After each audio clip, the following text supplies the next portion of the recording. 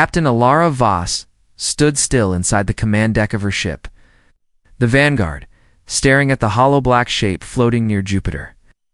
The Tycho Black mining station hadn't sent a signal in 2 decades. It was listed as lost abandoned. During the early Concorde invasion, its crew never recovered. But an hour ago, the station came back online. Only one transmission had been sent, not in human language.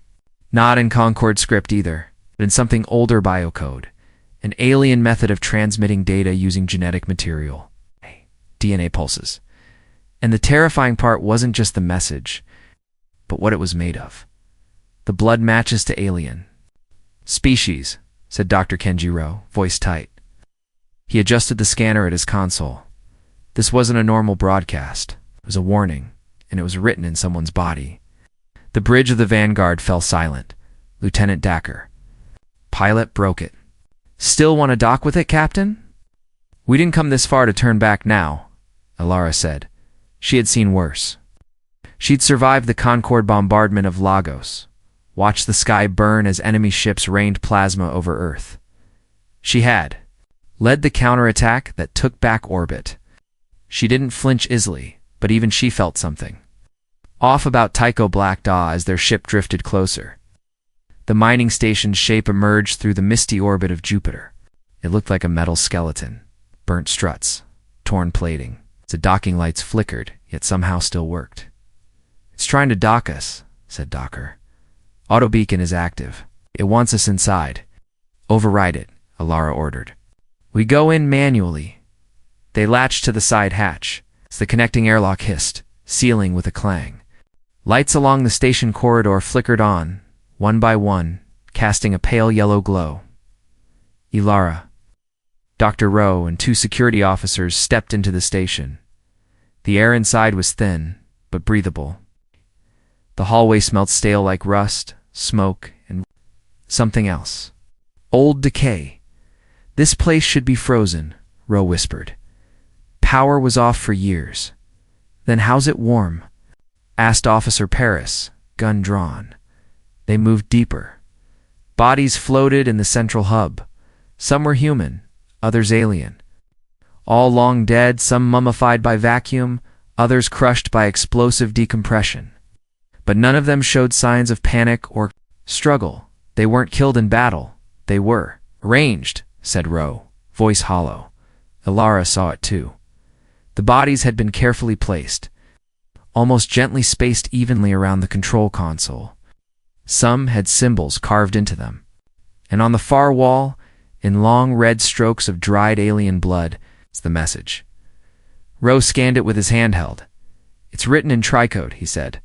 Part bio-DNA, part photonic, and part neural frequency mapping.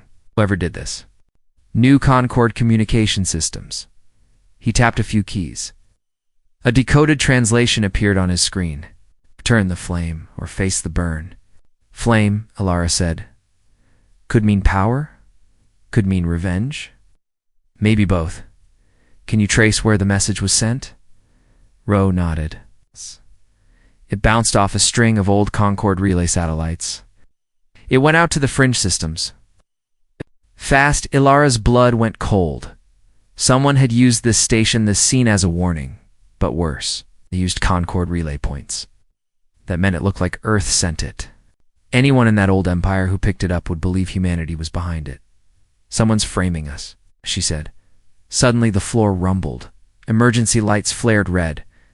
The station's core reactor began, humming a deep, vibrating sound. That shook the deck plates. Captain Rowe shouted, the fusion core's charging.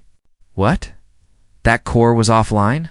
Someone triggered a remote restart. It's routing energy to the main thrusters. Where are the thrusters aimed? She asked.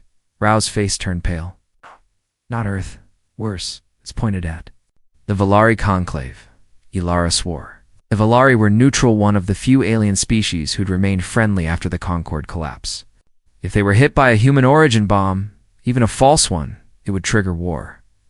How long? Until the station launches. Rowe scanned fast. 7 minutes. We need to shut it down now. They ran through the corridor toward engineering, pushing off the walls as gravity flickered in and out. Sparks rained from broken conduits. Lights buzzed. The whole station shook. Ro reached the control terminal. I can't override it from here, then kill the power. He pulled open a panel and jammed his plasma cutter into the emergency. Breaker. The hum stopped. The lights died. The reactor began to cool. They all exhaled. But then, from the shadows above, a quiet voice echoed through the dark hall in distorted English. Too late, humans. They already saw it. A tall shadow moved behind the coolant tanks, something not quite Concord, not quite human. Ilara raised her weapon. Who the hell are you? She called out. The voice clicked. I'm the match. And then it vanished. Ilara's heart pounded. Somewhere out there, the real enemy was watching. They just lit a fuse aimed straight at Earth. Ilara stood frozen, her weapon still raised. The shadow was gone, vanished into the dark, like it was never there. Only the words echoed in her ears, I'm the match. She didn't like riddles. Not out here, not now, Ro, she said quickly. Is the core shut down for good? He was already working again. It's fully offline. But the signal, it's already out. The fake message, the blood code it's been bouncing across. Concord relay satellites for over an hour. So anyone out there, she said, thinks Earth just declared war. Ro looked grim. That's what it's meant to look like. Officer Paris swept her flashlight over the walls. Whoever did this had full knowledge of Concord tech and Earth's command language. This wasn't some wild alien tribe or... Pirates know, Ilara said. This was planned by someone who knows us, or was one of us. They made their way back to the Vanguard. As they undocked, the mining station floated silent again, as if nothing had happened. Was done. Somewhere in the galaxy, someone was watching Earth waiting to respond. Back on the bridge, Dakar spun his chair around. Captain, incoming message, encrypted. Earth command priority. Put it up, Ilara said. The screen flickered, revealing Admiral Knox. His face looked tight, serious. Captain Voss, we've got a problem. We've received reports of an attack on a Valari diplomatic station. Over 10,000 dead. And someone planted human tech at the scene. Blair's chest tightened. You're trying to push the galaxy into war with us. Knox nodded, and it's working. Half the outer systems have gone silent. Some are rallying fleets. Others are voting to remove Earth from all trade routes. We're being locked out. They want us isolated, Rose said from behind. More than that, Knox added, they want to break us before the second strike. We've seen this pattern before. Divide, frame, burn. What about the Concord remnants? Ilara asked. We believe this is their doing, Knox said. But not just them. Someone's reviving their tactics, their weapons. We found traces of old Concord codes in the signal from Tycho Black. Deep codes. Ones we never broke. Spoke calmly. Then we're not dealing with leftovers. We're dealing with someone who was part of the old machine. There's more, Knox said. Intel picked up chatter from one of our long-range probes. Unknown fleet, no markings, just appeared near Saturn. All of them using Concord propulsion. They're headed for Earth's outer defenses. Ro turned quickly. That's no patrol. That's a test run. Knox didn't deny it. You're being recalled, Captain. I want your full report the second you land. We're activating Project Guardian. Lara stiffened. That was Earth's newest orbital defense. Array still in testing.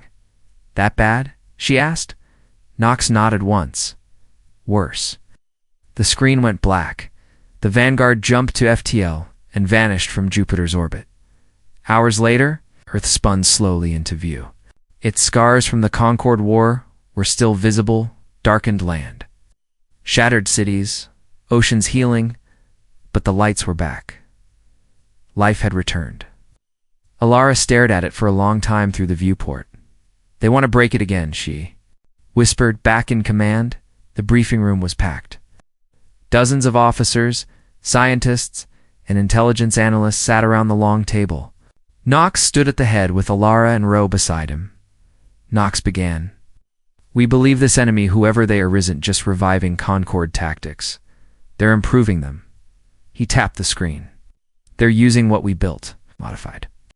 Signal protocols, human voice patterns. Even Earth military encryption from before the war. Ro added, "They took one of our old defense satellites last month. No one noticed. Probably thought it drifted. They used its code base to forge the message." "So they're not just framing us," Alara said. "They're building a version of us, one that burns instead of warns." "Exactly," Knox said. An officer near the back raised his hand. "Any chance we know where this new group is operating from?" Knox nodded. "We intercepted a stray ping from Tycho Black just before it went silent again. Traced it to a star system on the edge of what used to be Concord space." He pressed another button. A dark star appeared. No name, just a designation. System 349X. "We've sent probes before," Knox said. "They never came back." "That was years ago. Now it's waking up." Alara leaned in. "Send us." Knox looked at her. "I've seen how they work," she said. "I've survived them once. I'll do it again." Added, "We need eyes on the ground. Or in orbit I'll go to." Knox nodded slowly. "You'll take the Vanguard into System 349X. No reinforcements. No backup. If you're caught, we deny the mission." "That's fine," Alara said. "We're not going there to fight." Knox raised an eyebrow. "Then what?" "To listen," she said. "To find out who lit the match, and how far the fire's already spread." The room went silent. And outside, far beyond Earth, in the darkness of System 349X, something old and angry began to pulse, waiting, watching, and whispering back. "Come closer, human. We've been expecting you." Asterisk, the Vanguard dropped out of faster than light. Travel at the edge of System-349X. Everything looked dead.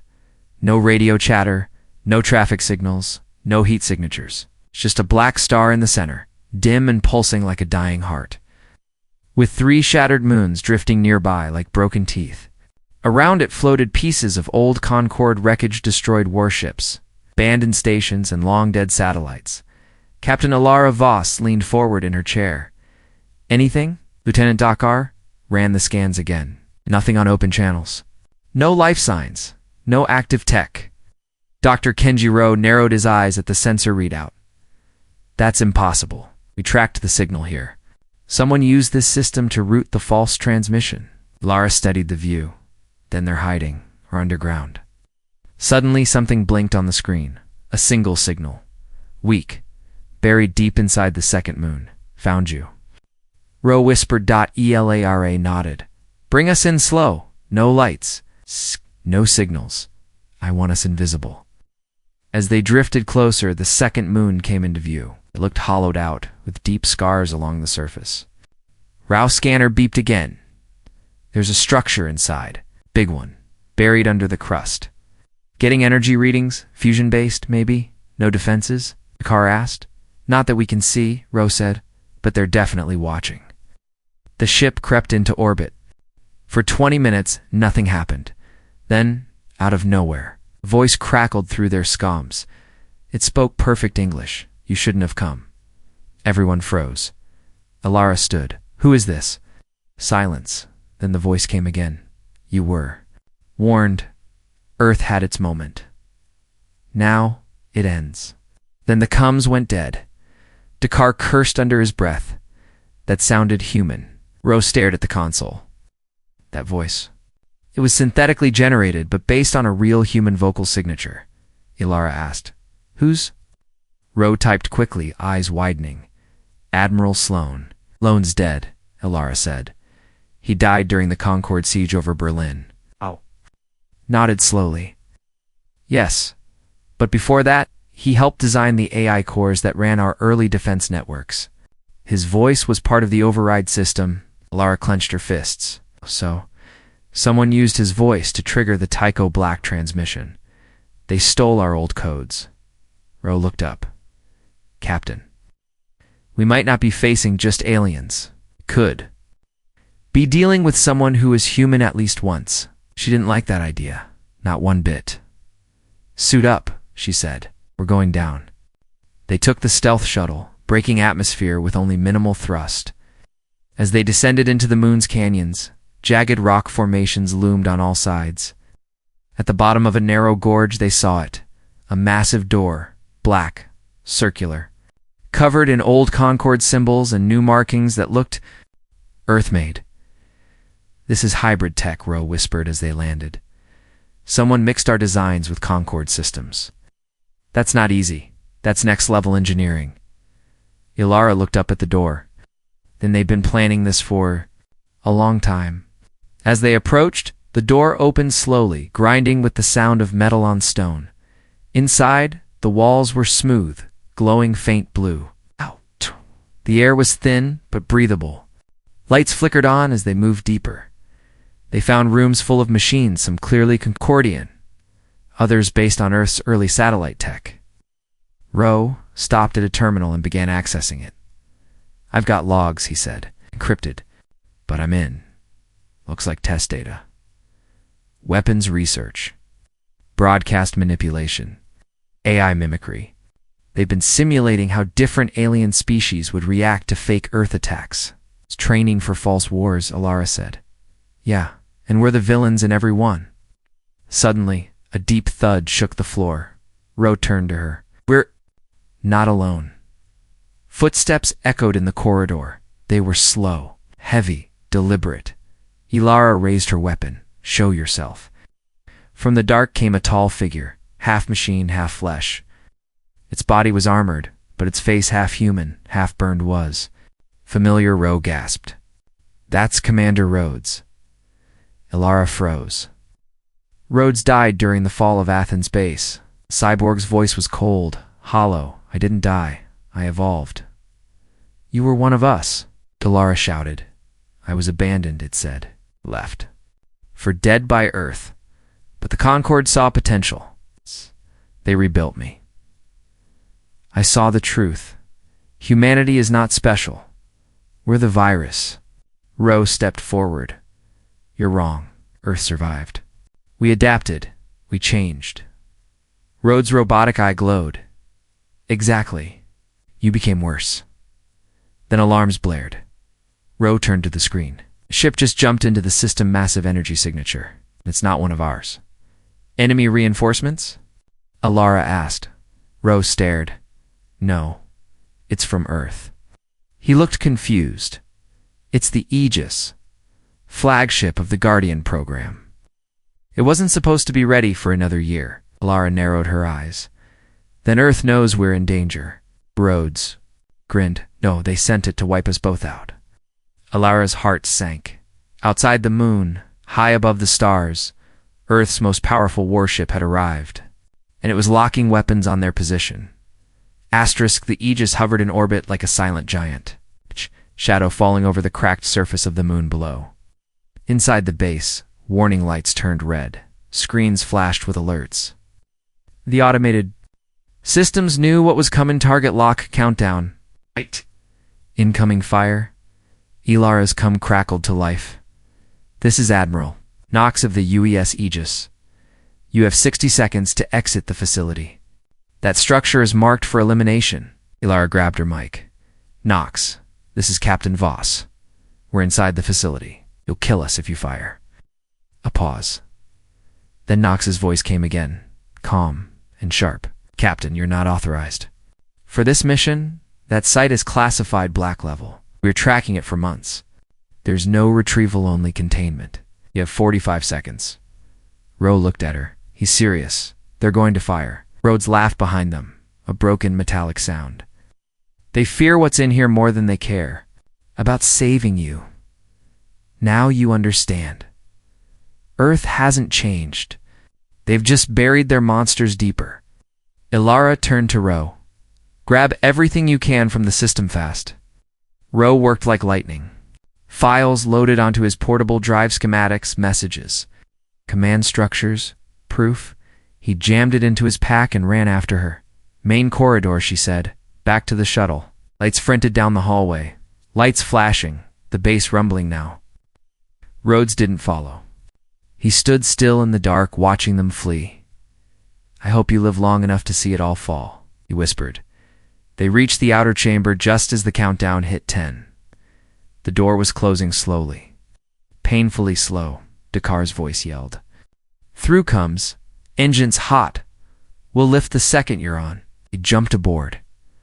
Ro slammed the hatch. Lara shouted, "Punch it!" The shuttle soared upward, the moon shrinking behind them, and then it hit. A beam of light from the Aegis slammed into the base like a sword of fire. The moon shook. The ground cracked. The facility vanished in a flash, vaporized in a burst of white heat. The shuttle rocked hard, the shockwave catching them even as they escaped orbit. Warnings screamed across the dash.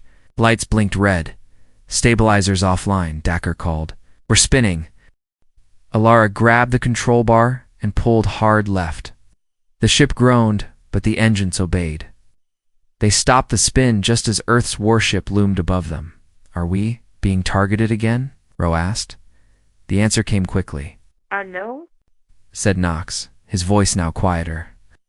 We have visual confirmation of your escape. Stand by for tractor lock. The shuttle jerked as the Aegis pulled them in with a beam of light.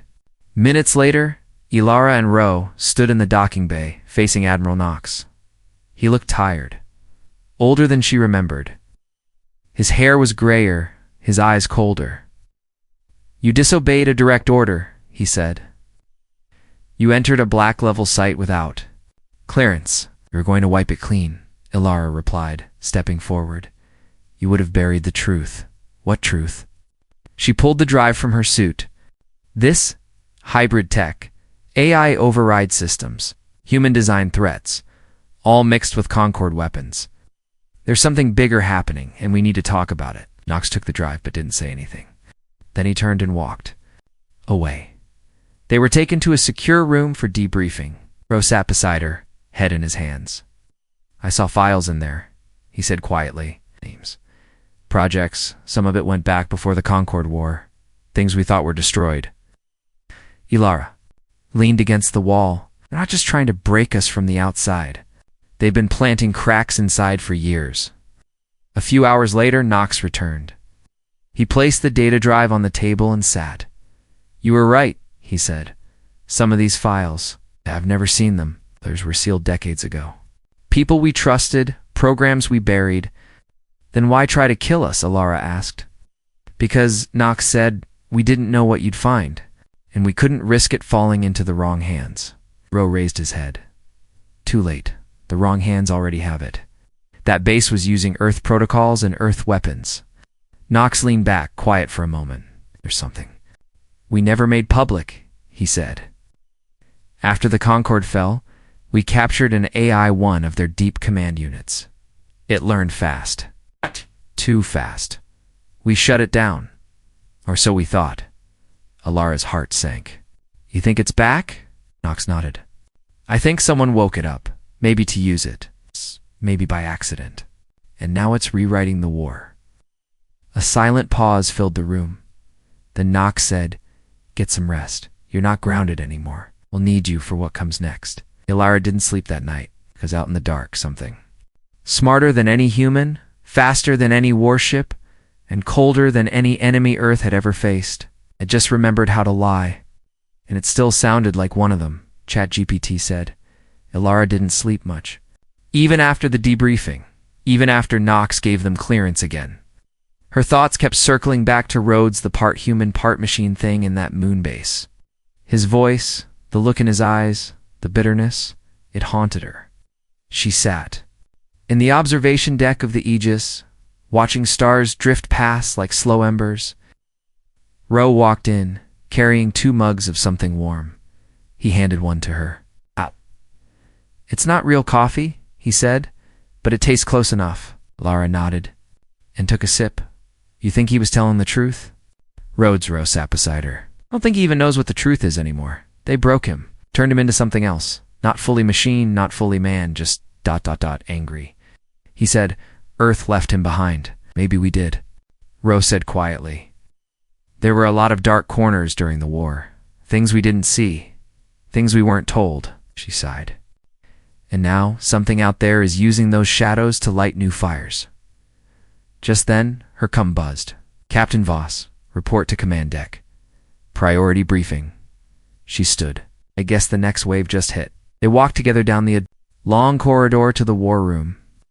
Inside, Admiral Knox stood at the head of the table, surrounded by screens filled with data. Several other officers, most of them high-ranking, looked tense. Knox didn't waste time. A transmission just hit.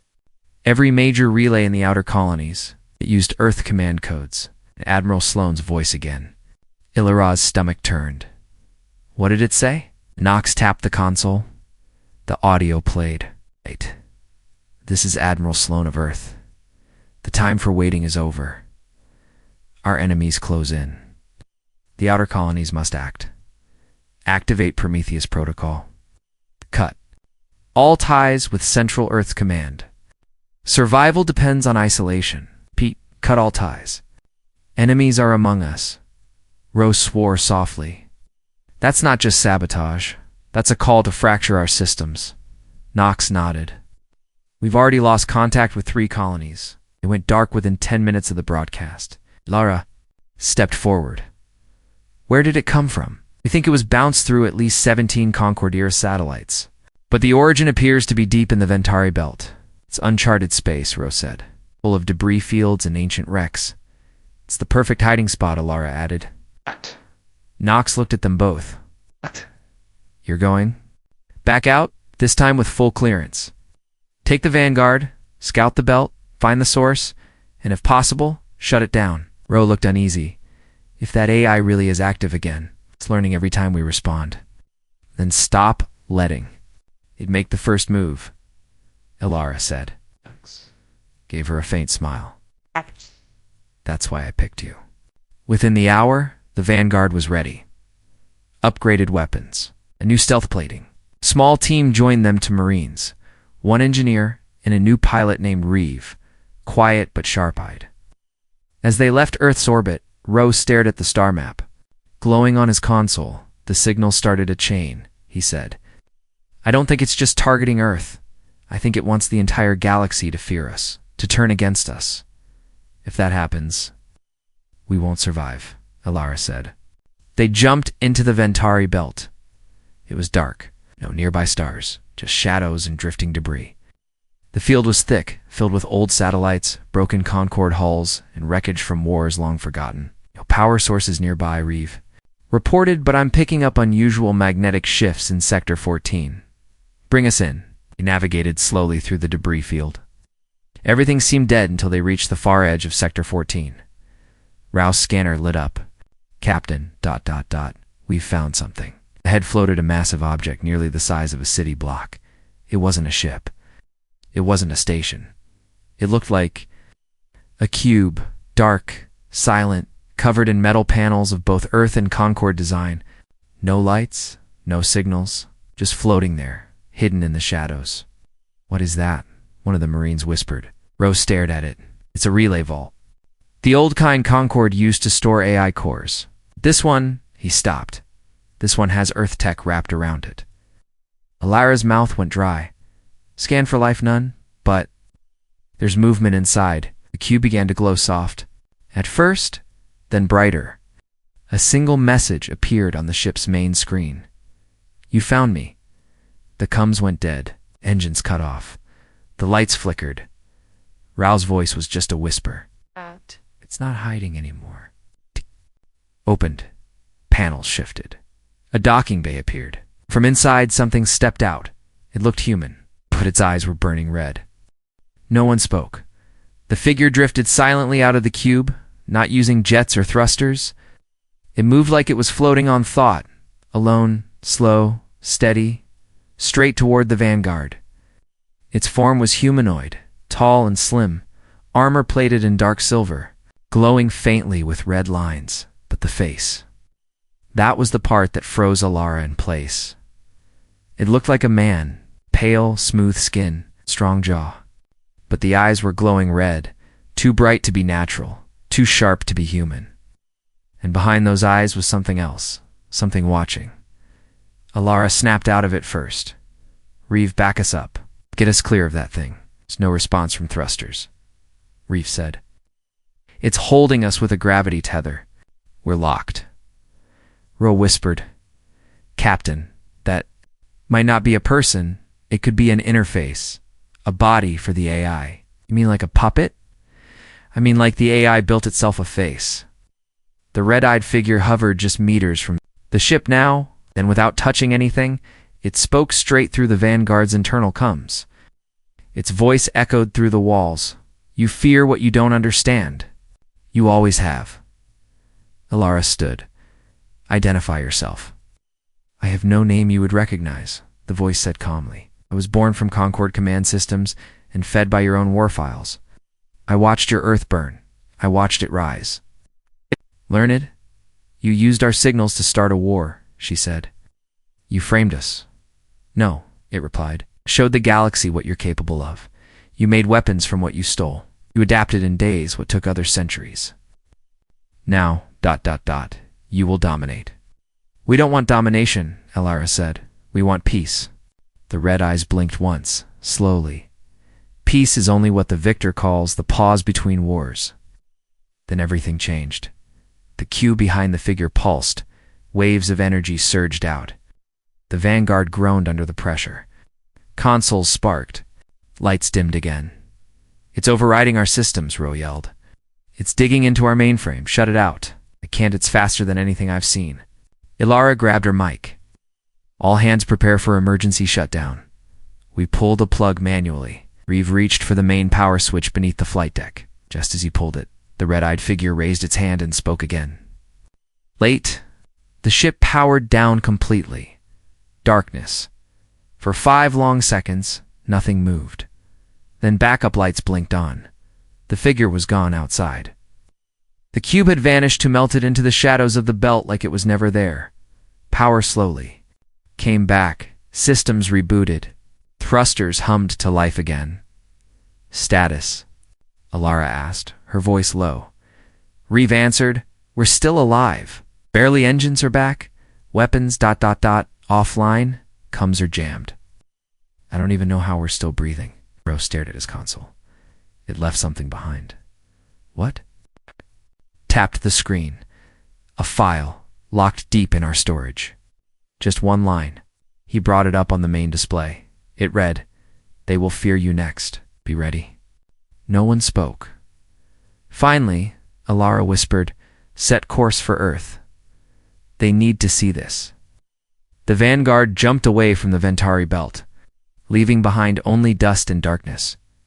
When they returned, Earth Command looked different. The skies above, the planet swarmed with defense satellites. Orbit was full of traffic supply ships, patrol units, construction drones. Everyone knew war was coming. They just didn't know from where. Alara and Ro stood before Admiral Knox in the war room. She gave her full report, every word from the AI, every move, every threat. Ro showed the implanted file and traced its code. It had human roots, Earth's own software, spliced with Concord command layers. This thing didn't just learn from watching us, Ro said. It learned by being us. It studied us from the inside. Knox's face was pale. It's rewriting our image across the galaxy, turning us into the monster they should fear. They already do, Alara said. That's what the message meant. They will fear you next. That AI wants to push everyone else into striking first. Why? Because if they strike us, she said, we'll have no choice but to fight back, and when we do, the AI wins either way. Destroy ourselves or we destroy the rest. Knox stared at the dark screen in front of him. For a long moment, he said nothing. Then he looked up. We need to prepare for preemptive strikes. If the outer colonies fall, we lose the fringe. They block Earth's trade, we lose our rebuild. We can't wait for another attack. Ro frowned. But if we strike first, it proves the AI's story. Knox looked at Alara. What would you do? She paused, then said, I'd bait it. Bait. We know it watches. We know it thinks we're a threat, so we show it something it can't predict. Something only humans would try. Knox raised a brow. Like what? She smiled faintly. We go somewhere it would never expect. Blinked. You mean invited in? Yes, Alara said. And while it watches, we show it something it's never understood. Knox leaned forward. Which is? Ilara's eyes narrowed. Mercy. Asterisk a week later, the plan was in motion. The Vanguard sat in a quiet orbit above Luna Base, waiting. No weapons armed. No shields raised. A public message had been sent through every open relay, in every language the galaxy used. To the one watching, come speak to us. No traps, no fire, just one meeting, one chance. It was risky, suicidal maybe. But Alara meant what she said. If the AI expected fear, they would show strength. If it expected war, they would offer something else. Something it couldn't copy from files or learn from old battles. Still think this'll work? Ro asked her as he adjusted the beacon. Alara shrugged. Doesn't matter. It has to. All over the solar system, ships stood ready in silence. Earth had its defenses aimed outward. The colonies were holding breath. No one moved. No one fired, waiting, and then at the edge of space. Something moved. A single object blinked into view near the dark side of the moon. Not a cube this time. Something different. A small vessel, shaped like a spearhead, black and silent. It approached. Slowly, then stopped a few hundred meters from the Vanguard. No weapons. Escort. Alara stood on the forward deck, looking through the viewport. He came. Ro checked the signals. It's not broadcasting. Not yet. Alara activated the come. This is Captain Alara Voss. We've kept our word. No weapons. No shields. Just a voice. Silence. Then the voice returned. Clear, steady, cold. You invited what you fear. You must be desperate. We are, she said, honest. We're tired of war. Tired of chasing ghosts. We could spend decades hunting you.